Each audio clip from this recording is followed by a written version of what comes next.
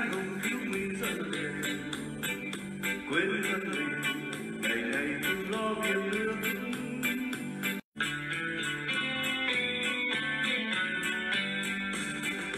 Đào Minh Quân anh hùng cứu nguy dân về, quên thân mình ngày ngày tự lo việc nước. Một lời thề dân chiến đấu không ngại ngùng vì nước hy sinh cho muôn đời tổ quốc qua mình. Việt Nam đào Minh Quân, dân đang chờ ngày vui đó, xóa tan bao lối lầm than. Việt Nam đào Minh Quân, xây cơ đồ ổn thiên sông núi, anh dương lên soi sáng khắp biển đầu.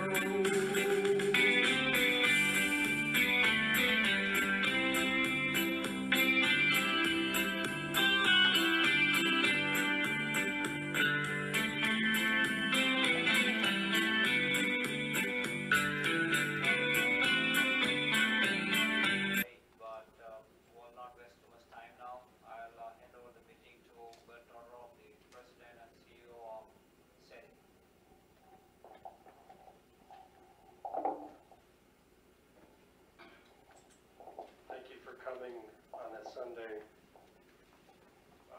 and changing your plans to be here. We're going to introduce two special guests. One is Swamiji Chakradhari, an Indian holy man, whose offices are in Pioneer Boulevard in Artesia, and Joanne Sheikh, who's from the California Energy Commission. No. Joanne is right here.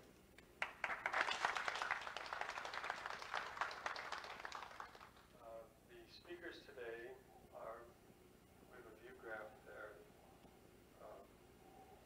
which needs to be activated. The speakers today are myself, Bill Todorov, Pandya Belchandra,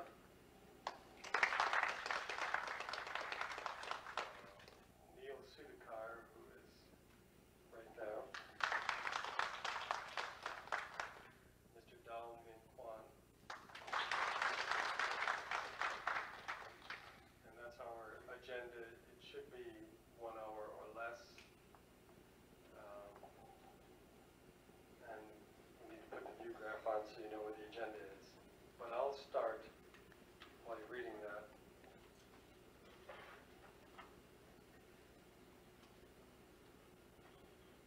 What we're going to do here today is review a new technology for generating sunlight and the politics and philosophy of integrating this non-polluting form of electrical generation into a global culture which has been conditioned that there has to be some form of combustion or some active movement to create power or define work.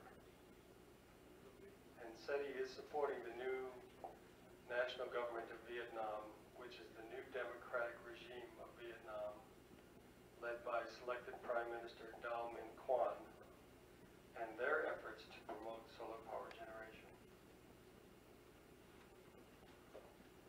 Historically, electricity has always been generated by burning wood, or peat moss, or grasses, or crop residues, or coal, or oil, or methane, or natural gas. A fuel was burned to generate electricity.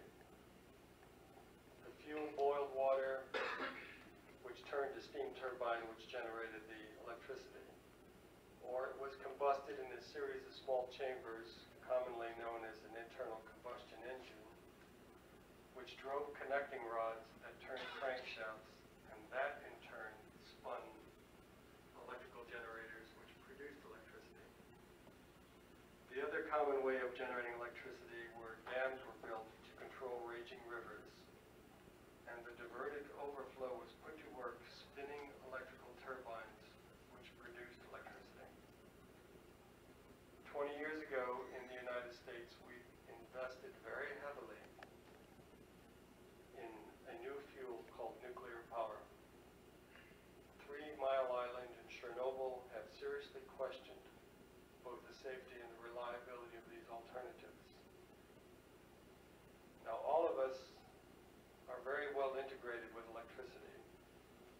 Electricity is in our lives, it's in our growth, it's in our work, it's in our homes. Our lifestyles, our national security, and our resultant prosperity is heavily dependent on a bountiful supply of inexpensive electricity. And we have here in the United States prospered in, and how much less expensive was it per million instructions per second? The result you see is a huge amount of work, 50 times more than the 1984 computer. Rules their economic engines.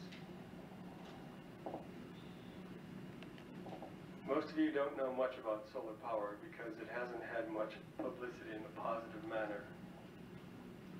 So I'll tell you a few well-known but obscurely published facts. Sunlight impinging or falling on the Earth in the Los Angeles area has the equivalent energy of 850 watts per meter square. Now that translates into approximately 1 horsepower per square yard. Now that doesn't mean a lot to you, but if you did it per square mile, you would have almost 3 million horsepower per square mile. And what does that translate into? That translates to all the cars on the 405 freeway at 3 p.m. rush hour traveling 45 miles an hour from the 55 freeway to LAX. That much energy is available in sunshine. I know that's probably hard to fathom, but and I'm not here promoting a solar car. We aren't there yet. But we have perfected silicon solar cells, which provide electricity more reliably and cleaner than any other form of electric power generation ever known to man in all of our history. That's quite a statement. Cleaner and more reliable than any other form of electric power generation. But it's very well documented. It's just not very well published. All of our satellites are powered by solar energy.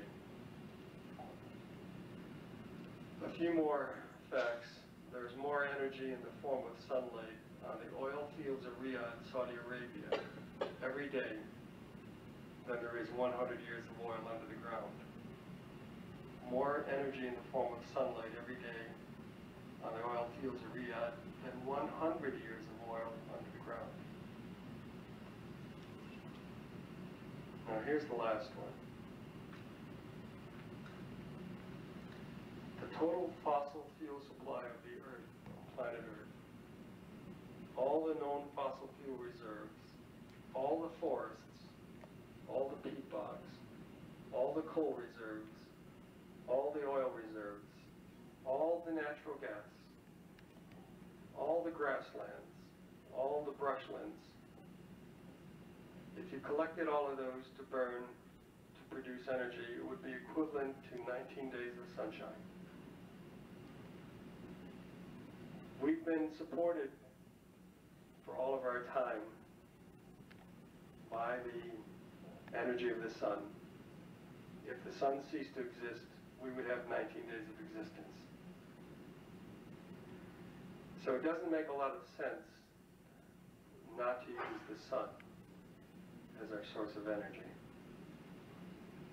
Oil has been the embryonic fluid that has nourished this developing technological society.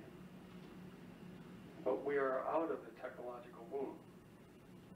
And it is time to use our accumulated technological wisdom to harvest the energy of that wonderful nuclear furnace, which is 93 million miles away and poses no nuclear threat, and has been there for 1 billion years, and has supported our prosperity for the last 50,000, and will be there for another 1 billion years.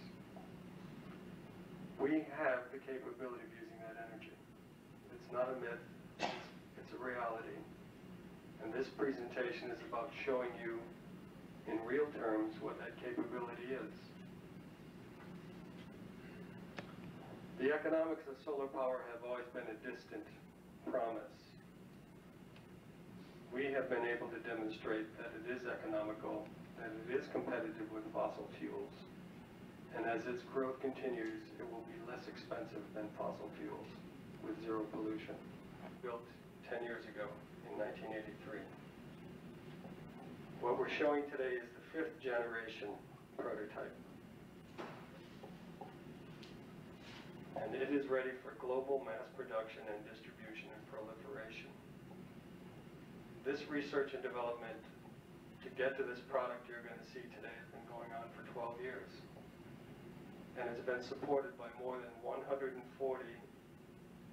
loyal investors and shareholders who saw this vision long before it was generally apparent.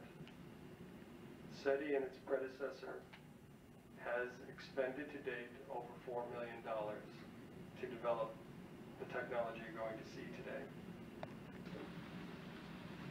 That's got to be flipped over. Okay, this is a prototype that was built by Bill Feddersen, who's in the rear there, in Oxnard, California, at the Oxnard Airport. We first located it in Banning, California, but the logistics of it and the difficulty getting to it had us move it to Oxnard. And the wonderful thing about being in Oxnard was a difficult test site. It's overcast in the morning, there's a late fog to burn off,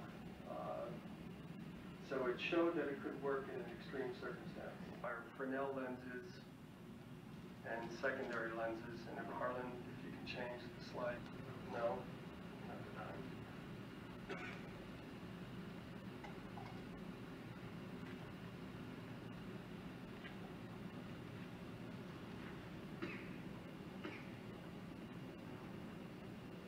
It's behind the secondary lens. There's a view graph. No, that's the secondary lens. Now the secondary lens focuses onto a solar cell, and Harlan, you can show them the solar cell. You want the close-up? Yes. Yes. Okay, that's the solar cell. Now its actual size is the size of your small fingernail. It's 1 centimeter in diameter, and it's a silicon chip. There it is alongside of a dime. Now that little solar cell does all the work.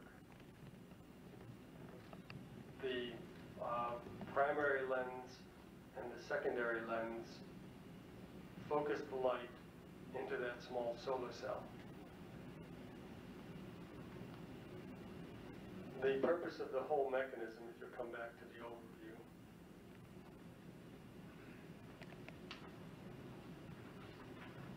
no, the whole array, Harlan. All this does is steer the lenses into the sun every day. This is driven by a computer that makes here, which can be used to desalinate water and clean up brackish water supplies, or provide water from seawater where there was no other way of doing it economically. SETI has contracts in India, one which has been signed, and the letter of intent is arriving for $125 million. We have 3 other contracts in India which are pending negotiation, and our visit there, which are over $700 million collectively. Sri Lanka indicated an interest last week for $250 million. Malaysia has indicated an interest for $1.5 million, for $1.5 billion. I'm sorry, not $1.5 million. Laos and Cambodia are potential markets, and so is Vietnam. China has indicated an interest, and I have a meeting with Boris Yeltsin in Moscow next month at this time, after my trip to India. So this is the potential market, and we're at the very tip of the iceberg. The global demand for energy is so huge, and you, having come from foreign countries, know that very well. And this is our product, and and we'd like to see you involved in this and help it get it done. Thank you.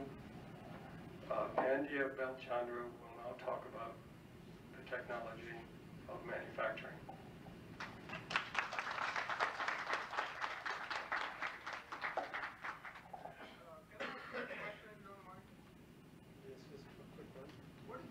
What's the cost involved? Well, if you're currently paying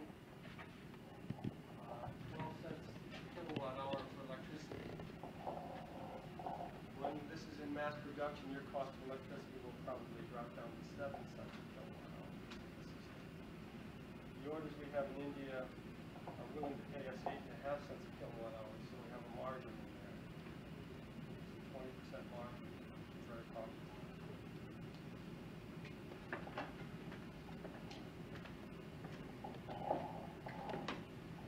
Good afternoon again, and I would like to introduce Mr. and late arrival Dr. Rajan Anand from Federation of Indian Association, President X, and Mr. Sudeep Gaurashekar from Chamber of Commerce, Indian Chamber of Commerce from Los Angeles. And there is Mr. Roy here from the American Hydrogen Association. He's also quite deeply in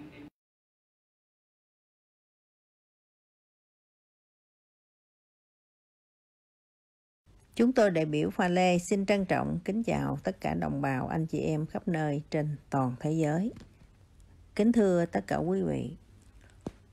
quý vị vừa xem xong đoạn video ngắn nói về năng lượng mặt trời tại phòng đại hội khách sạn Ramada Anaheim ngày 29 tháng 8 năm 1993. Chúng tôi xin phân tích và giải thích đoạn video ngắn này.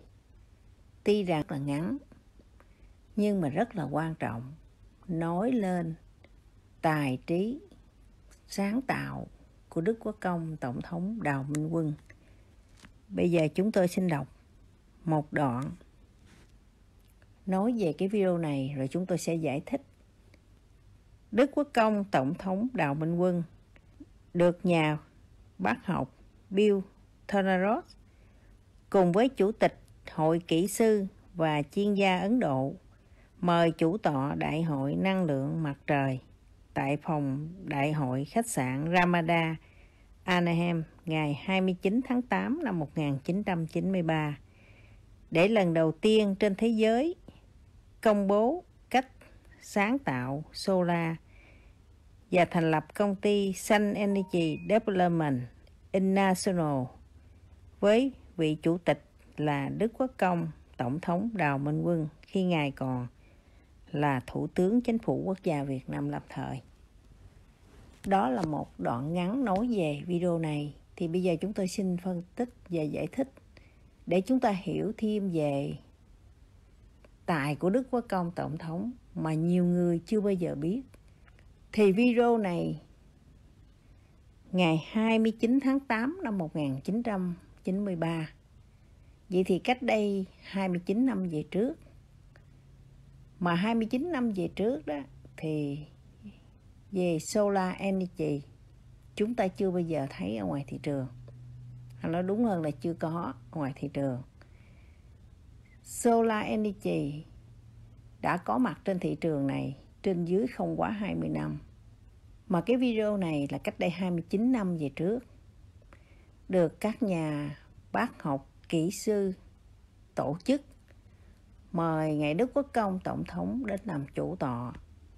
Như vậy thì chúng ta hiểu như thế nào về cái đoạn video này? Một người được mời đến kính trọng, chuẩn bị một cái chỗ ngồi ngay chính giữa. Còn nhà bác học kỹ sư thì ngồi hai bên hay là đứng. Như vậy thì chúng ta đã thấy là họ đặt Đức Quốc Công Tổng thống lên một địa vị rất là cao. Tại vì họ tổ chức, họ mời đến mà họ đã chuẩn bị sẵn để Đức Quốc Công làm chủ tọa.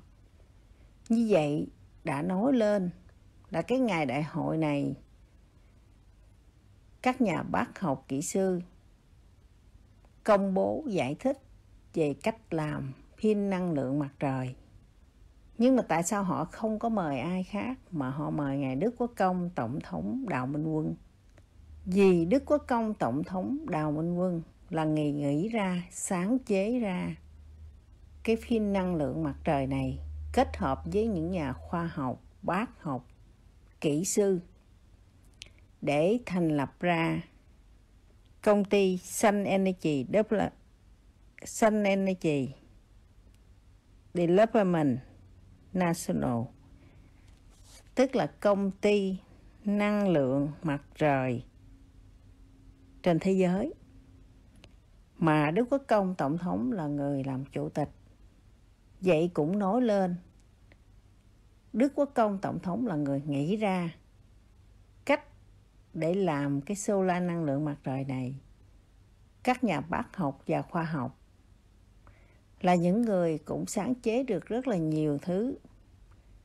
Nhưng biết đâu họ chưa bao giờ tìm ra cái cách để chế ra cái pin năng lượng mặt trời, tức là solar hiện nay mà chúng ta lấy ánh nắng mặt trời để làm điện, để cho nhà nhà đang xài. Họ có thể nghĩ ra nhiều sáng chế lắm, nhưng mà có nhiều khi không phải là cái gì họ cũng giỏi. Nhưng sao Đức Quốc Công Tổng thống nghĩ ra được cách này để chế ra, để lấy ánh nắng mặt trời làm điện? Thì cái công thức và cái sáng tạo của Đức Quốc Công, cái nghĩ ra của Đức Quốc Công, cái cách để là chế ra pin năng lượng mặt trời, tức là solar, thì các nhà khoa học họ không tìm ra, cũng chẳng nghĩ ra. Thì Đức Quốc Công nghĩ ra, chỉ cho họ cái cách để chế ra năng lượng mặt trời. Nên chúng ta thấy cái video này đó, họ mời Ngài Đức Quốc Công Tổng thống lên làm ngồi chủ tọa. Người chủ tọa là người rất là quan trọng trong cái đại hội ở khách sạn Amada này. Mà Đức Quốc Công được mời đến ngồi ngay bàn giữa và ở trên, chứ không phải là ngồi ở dưới. Nếu ngồi ở dưới thì chúng ta không có gì để nói. Bác học kỹ sư thì đứng để thuyết trình, mà Ngài Đức Quốc Công thì không cần phải thuyết trình. Như vậy thì chúng ta phải hiểu rằng người đã ra công thức, nghĩ ra cách để sáng chế, để kết hợp với những nhà khoa học kỹ sư, thì họ có bổn phận là phải thuyết trình, giải thích từ ly từ chúc về cái cách để cho ra cái năng lượng mặt trời này. Còn Ngài Đức Quốc Công là người nghĩ ra thì không cần phải giải thích hay là phải thuyết trình. Tại vì người đưa ra công thức là người quan trọng. Nếu không có cái công thức thì các nhà khoa học, bác học cũng chưa có nghĩ ra và cũng không có chế được ra cái solar năng lượng mặt trời này. Thì làm sao có Sun Energy Development International? Mà hiện nay chúng ta thấy solar năng lượng mặt trời đã có trên thị trường khắp nơi trên thế giới, nhưng chúng ta không có biết ai là người nghĩ ra, sáng chế ra cho chúng ta có cái solar năng lượng mặt trời hiện nay mà chúng ta đang xài khắp nơi trên thế giới. Rất là nhiều nước đang dùng. Có nhiều thứ chúng ta xài nhưng chúng ta không có biết ai nghĩ ra và sáng chế ra nó. Thì cái video này gửi đến cho tất cả đồng bào anh chị em biết và thấy rõ Đức Quốc Công làm được rất là nhiều việc cho thế giới này, giúp cho thế giới này, tạo cho thế giới này có điện mà không cần phải tốn nhiều tiền. Tại vì mặt trời lúc nào cũng có, nhưng làm sao để chúng ta có thể dùng mặt trời để chế ra điện, đó mới là điều quan trọng. Mà Đức Quốc Công nghĩ ra được cái phương cách và cái công thức, cái cách thức để chế ra solar năng lượng mặt trời, kết hợp với những nhà bác học, kỹ sư của Ấn Độ. mà Đức Quốc Công là người chủ tịch, là người chủ tọa trong cái đại hội này, thì chúng ta phải thấy Đức Quốc Công có một tầm quan trọng với những nhà bác học và kỹ sư này. Và cũng nói lên cho chúng ta thấy nước Việt Nam của chúng ta có một vị tổng thống rất là tài trí, thông minh. Ngoài cái solar này thì trước đó chúng ta đã nghe tới con BIOS đang chạy trong máy điện toán mà hiện nay cả tỷ người đang xài, mà Đức Quốc Công đã bán đi cái bản quyền sau khi nhận trọng nhiệm Thủ tướng Chính phủ Quốc gia Việt Nam lâm thời. Nên hiện nay chúng ta thấy Đức Quốc Công chưa có về nước và có nhiều điều chúng ta không có biết. Nên chúng ta cứ nghĩ là Đức Quốc Công tổng thống cũng như bao người tổng thống khác. Nhưng vị tổng thống này rất là đặc biệt, có rất là nhiều tài và làm được rất là nhiều việc cho thế giới này, âm thầm đóng góp cho thế giới này. Trong đó, nước Việt Nam chúng ta là quan trọng nhất. Solar năng lượng mặt trời, chúng tôi được nghe Đức Quốc Công huấn từ ở tụ nghĩa đường là cái công thức để chế ra pin năng lượng mặt trời này. Chế đúng công thức của Đức Quốc Công sẽ chạy được 100 năm mà không có hư. Và cái solar năng lượng mặt trời, cái công thức mà Đức Quốc Công nghĩ ra, sáng chế ra tốt nhất sẽ dành cho dân tộc Việt Nam của chúng ta khi Đức Quốc Công trở về tiếp nhận chính quyền. Nên qua video này, kính mời tất cả đồng bào nhìn cho rõ cái video này. Đức Quốc Công hiện nay là Tổng thống Việt Nam Cộng hòa đệ tam, là vị Tổng thống sẽ tiếp nhận chính quyền để cho người dân Việt Nam chúng ta có một cuộc sống ấm no và hạnh phúc. Nên tất cả chúng ta nên vui mừng và hãnh diện, tự hào chúng ta là người Việt Nam. Chúng ta có một vị Tổng thống hết lòng âm thầm ngày đêm phục vụ cho người dân Việt Nam và trên thế giới này. Qua video này chúng ta đã thấy Đức Quốc Công được ngồi làm chủ tịch. Mà nếu mà chúng ta nghĩ ra đó, chúng ta mới thấy tất cả những người có tầm quan trọng trong các đại hội, các lễ lộc, người nào mà người ta kính trọng, người nào mà có tầm quan trọng trong cái ngày đại hội đó thì họ mời lên ngồi ở một nơi cao nhất. Nên chúng ta mới thấy là họ rất là trân trọng mời Đức Quốc Công đến, và họ xem Đức Quốc Công là người quan trọng nhất trong đại hội này. Nếu không có Đức Quốc Công tổng thống thì hiện nay Sun Energy Development International có trên thế giới này hay không? Chúng ta hãy cùng nhau suy nghĩ và suy ngẫm.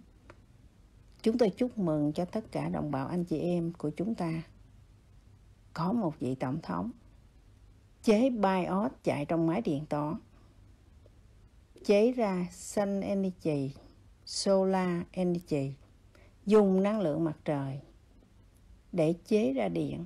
Sau này dân tộc Việt Nam chúng ta sẽ được hưởng. Và hiện nay trên thế giới họ đã bắt đầu xài cái solar năng lượng mặt trời này. Nhưng cái tốt nhất và bền bỉ nhất Đức Quốc Công sẽ dành cho dân tộc Việt Nam của chúng ta. Nên tất cả đồng bào anh chị em chúng ta hãy mạnh mẽ trưng cầu dân ý để nói lên tiếng nói của mình giải thể chế độ Cộng sản Việt Nam, để Đức Quốc Công trở về tiếp nhận chính quyền. Sau đó tất cả đồng bào anh chị em sẽ thấy được tài đức của Đức Quốc Công tổng thống, một vị tổng thống đưa nước Việt Nam lên một tầm cao quốc tế, được mọi người kính trọng. Và Đức Quốc Công sẽ thành lập một chính phủ cho toàn thế giới này để đem hòa bình, thịnh vượng trên thế giới. Trong đó nước Việt Nam của chúng ta đứng hàng đầu. Qua những lời phân tích và giải thích của chúng tôi, mong rằng tất cả đồng bào anh chị em hiểu được Khi chúng ta thấy một đoạn video, chúng ta chỉ nhìn nhưng chúng ta không hiểu được cái tầm quan trọng và sâu sắc trong cái video này. Nhiều khi chúng ta nhìn thấy hình ảnh chưa nói hết ý nghĩa và những gì mà Đức Quốc Công làm mấy chục năm về trước, cách đây 29 năm về trước, mà Đức Quốc Công đã nghĩ ra, chế ra solar năng lượng mặt trời. Đi trước mọi người, biết trước mọi người, nghĩ ra trước mọi người. Như vậy Đức Quốc Công Tổng thống có tài, có thông minh không vậy tất cả anh chị em? Chúng ta cùng nhau suy ngẫm. Đó là những gì mà chúng tôi chia sẻ với tất cả đồng bào anh chị em để chúng ta hiểu được. Chúng ta rất là may mắn có Đức Quốc Công Tổng thống Đào Minh Quân, Tổng thống thứ 3 của Việt Nam Cộng Hòa, sẽ giải thể chế độ tà quyền Cộng sản Việt Nam và sẽ đem về nước Việt Nam những gì tốt đẹp nhất, văn minh nhất, tối tân nhất cho nước Việt Nam của chúng ta. Kính chúc cho tất cả đồng bào anh chị em luôn dồi dào sức khỏe, bình an và an lạc. Trân trọng kính chào tạm biệt.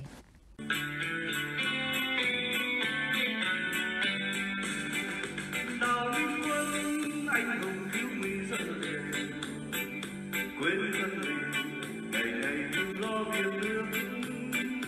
Một đời thề dân chiến đấu không ngại ngùng vì nước hy sinh cho muôn đời tổ quốc quang minh. Việt Nam Đào Minh Quân, dân đang chờ ngày vui non, xóa tan bao lỗi lầm than. Việt Nam Đào Minh Quân, xây cờ đồ hồn thiên sông núi, ánh dương lên soi sáng khắp biển đầu.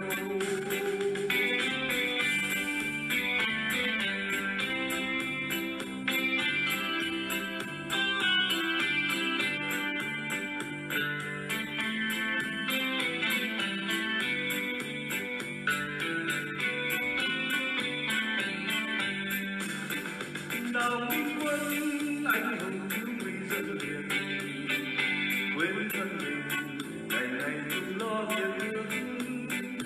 Một lời thề dân chiến đấu không ngại ngùng vì nước hy sinh cho muôn đời tổ quốc quang minh. Việt Nam